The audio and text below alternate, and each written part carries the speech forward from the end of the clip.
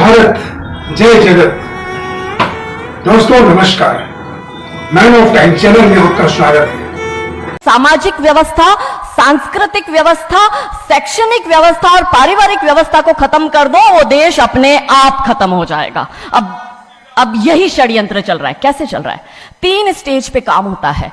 25 वर्ष तक की बच्चियों को बिगाड़ने का काम बॉलीवुड अपने टीवी सीरियल के माध्यम से करता है। 25 से 35 वर्ष की शादीशुदा महिलाओं का जीवन और उनके परिवार को बर्बाद करने का काम एकता कपूर जैसी महिलाएं अपने टीवी सीरियल के माध्यम से करती है। और जो नौकरी करती हुई बहन बेटियां महिलाएं हैं, जो कि वर्किंग विमेन हैं, उनका दिमाग खराब करने का काम ये ओटीटी प्लेटफॉर्म्स अपने वेब सीरीज के माध्यम से करता है। कैसे करता है, मैं संक्षिप्त में एक एक उदाहरण देकर आपके समक्ष रखूंगी। और बहुत जरूरी है कि जब हम तो एक साधारण व्यक्ति है, हम संसारिक जीवन में रहते हैं, लेकिन यहां पर जो उपस्थित हमारे संतगण है, महंतगण है, इनके बहुत बड़ा फॉलोअर्स ग्रुप रहता है, बहुत से लोग आते हैं, बहुत सी महिलाएं आती है। ये बात वहां तक पहुंचे क्योंकि वो यहां पर उपस्थित नहीं है, पर हमें पता है कि वीडियो के माध्यम से हमारे संत श्री, हमारे महंत श्री हमारी ये वाणी जो है उन तक पहुंचाएंगे कि कैसे करते हैं। ये एक फिल्म बनाते हैं, 25 वर्ष तक की बच्चियों को कैसे बिगाड़ना है।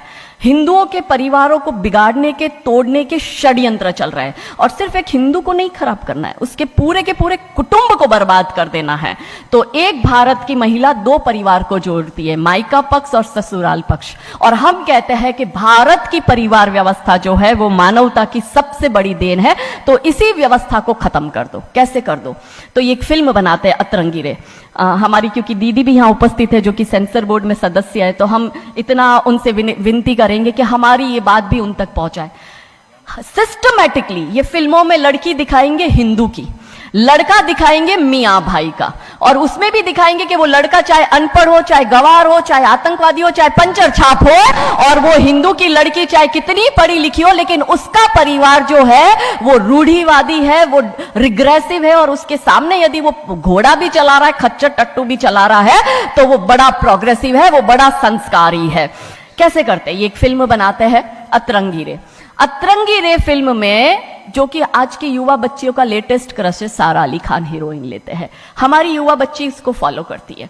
उसमें यह दिखाते हैं कि सारा अली खान जो एक मुस्लिम लड़के के प्यार में पड़ जाती है और अपने परिवार से विरोध कर उनसे लड़ झगड़ कर ट्रेन में बैठकर वो भाग जाती है। उसी ट्रेन में एक संवाद होता है उस पिक्चर के हीरो का और उसी हीरोइन का। दोनों अपनी अपनी लव स्टोरी शेयर करते हैं।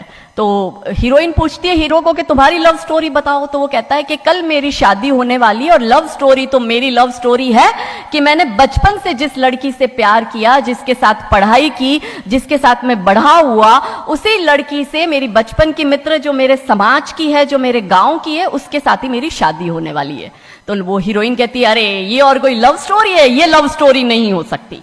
तो हीरो पूछता है तो फिर क्या हो सकती है लव स्टोरी? तो वो कहती है कि मैंने एक मुस्लिम लड़के से प्यार किया है, मैं ठाकुरों की लड़की हूं, पूरा समाज, पूरा घर, पूरा परिवार मेरे खिलाफ है और मैं उन सबको ठोकर मारकर, उनकी भावनाओं को ठोकर मारकर अभी ट्रेन में बैठकर भाग रही हूं उस लड़के से शादी करने के लिए। और वो हीरोइन वहां पे डायलॉग देती है कि लव स्टोरी तो मेरी लव स्टोरी है कि मैं ठाकुर की लड़की और वो कतई मियाँ भाई, और ये है असली लव स्टोरी। तब हमारी 13, 14, 15 साल की युवा बच्ची, जिसके शरीर में हार्मोन्स चेंज होते हैं, आकर्षण होता है विपरीत व्यक्ति के लिए, तब वो आकर्षण में ये सोचती है कि हिंदू हो के हिंदू बॉयफ्रेंड नहीं रखना, हिंदू हो के हिंदू से प्यार नहीं करना। आप इतिहास में छपेगी, आपकी लव स्टोरी तभी बनेगी जब आप किसी मियाँ भाई से प्यार करेगी और उससे शादी करेगी। तो कैसे सिस्टमैटिकली ये स्लो पॉइजन बॉलीवुड की फिल्मों के माध्यम से फ्रेजाइल माइंड में डाला जा रहा है। और आज देखो कि क्यों समाज में लव जिहाद के इतने केस बन रहे हैं, और उसका सबसे बड़ा और मुख्य कारण बॉलीवुड है, क्योंकि इन बॉलीवुड वालों ने हमारी बेटियों को हादी रानी और रानी चिन्नमा रानी अब्बा का नहीं दिखाया। इन बॉलीवुड वालों ने हमारी बेटियों को करीना खान दिखाया है ताकि वो अपनी कोख से तैमूर और जहांगीर पैदा करे। ये बॉलीवुड वाले लव स्टोरी पर फिल्म बनानी है तो ये हादी रानी और राजा रावत सिंह चुड़ावत पर क्यों नहीं बनाते?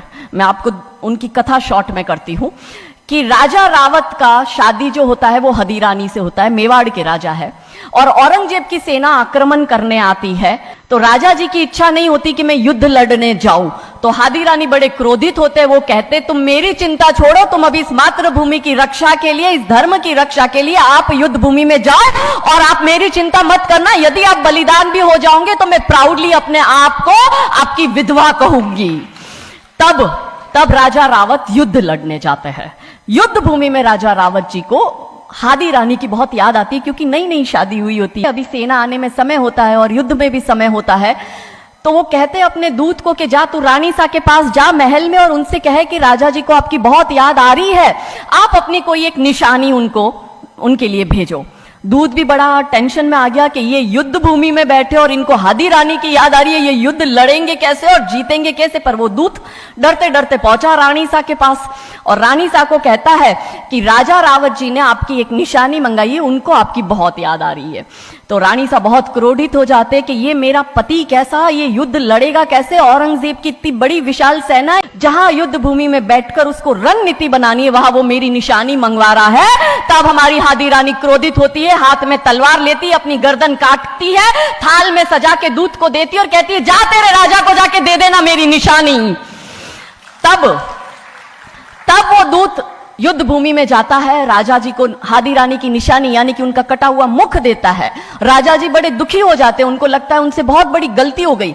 राजा जी रानी की अंतिम इच्छा समझ जाते हैं। रानी जी के लंबे बाल होते हैं, उन बाल की वो माला बनाते हैं, उनके मुख की माला बनाते, वो युद्ध लड़ते हैं, औरंगजेब से युद्ध जीतते हैं और जीतने के बाद राजा रावत वहीं युद्ध भूमि में अपना बलिदान देते, अपनी गर्दन काटकर वहीं अपने जीवन का त्याग करते हैं। यह है लव स्टोरी। पर बॉलीवुड इस पर फिल्म नहीं बनाएगी कि इतिहास चुराए नहीं है, हमने इतिहास बनाए हैं और लाखों शीश कटे हैं रण में, तब जाके हिंदू कहलाए हैं। ये महान गौरवशाली इतिहास हमारा, पर बॉलीवुड इसका इतिहास हमारे समक्ष आने नहीं देता। अब रहा 25 से 35 वर्ष की महिला, कैसे बिगाड़ती है एकता कपूर। वही sari, typical dress, typical getup. Ekta Kapoor की सीरियल में पीछे बहुत बड़ी अंबे मां की मूर्ति दिखाएंगे कैसे हिंदू महिला को, क्योंकि परिवार खत्म करना है हिंदुओं का। तो वो एक से प्यार करेगी, शादी दूसरे से करेगी, जीवन में तीसरा पुरुष आएगा, फिर दूसरा मर जाएगा, फिर उसको चौथा पसंद आने लगेगा, फिर जो मर गया वो जिंदा हो जाएगा, फिर कंफ्यूज हो जाएगी किसके साथ जाऊं, दूसरे के साथ कि चौथे के साथ।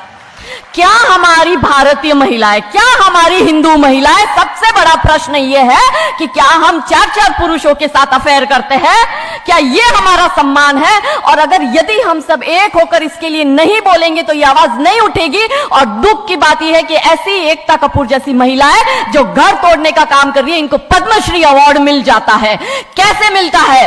भारत सरकार से इस भूमि पर खड़े होकर मैं निवेदन करती हूं कि आप ऐसी महिलाओं के पद्मश्री वापस लो, क्योंकि ये महिलाएं हिंदू परिवारों के मकान, घर तोड़ने का काम कर रही है।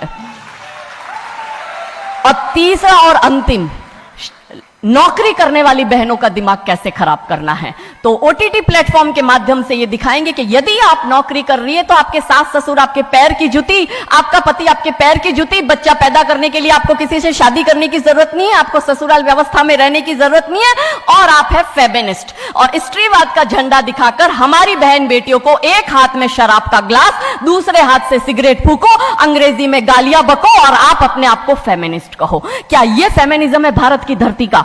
ये कभी नहीं हो सकता। रानी चिन्नमा, रानी अब्ब का फेमिनिज्म का उदाहरण है। और दूर जाने की जरूरत नहीं है, हमारी परम पूजनीय दीदी मां साध्वी रितंबरा दीदी मां फेमिनिज्म का सबसे बड़ा उदाहरण हमारे समक्ष है। रानी नायका देवी, रानी लक्ष्मीबाई हमारे लिए फेमिनिज्म का सबसे बड़ा उदाहरण है। तो यहां उपस्थित सभी महानुभावों से हम यही विनती करते हैं कि फिल्म के माध्यम से ड्रग्स, अश्लीलता और गाली गलौच ये दिखाने के सिवाय कुछ नहीं होता। तो हम सब मिलकर एक साथ एक आवाज उठाए कि इन चीजों का बंद होना बहुत जरूरी है, क्योंकि आने वाली पीढ़ियों को बर्बाद करने का काम ये लोग अपने टीवी सीरियल और फिल्मों के माध्यम से कर रहे हैं। और क्योंकि शुरुआत भगवान राम जी के नाम से करी थी, तो अंत भी हम भगवान राम जी के नाम से करना चाहेंगे कि कौन है राम। राम जो है चेतना है, बिंदु है, बिंदु जिससे प्रस्फुटित है तेज, तेज जो कि इस समस्त सृष्टि की रचना की कल्पना का हेतु है। अनाम है, अनाम जो है पंक्ति में प्रथम, प्रथम है धर्म धैर्य।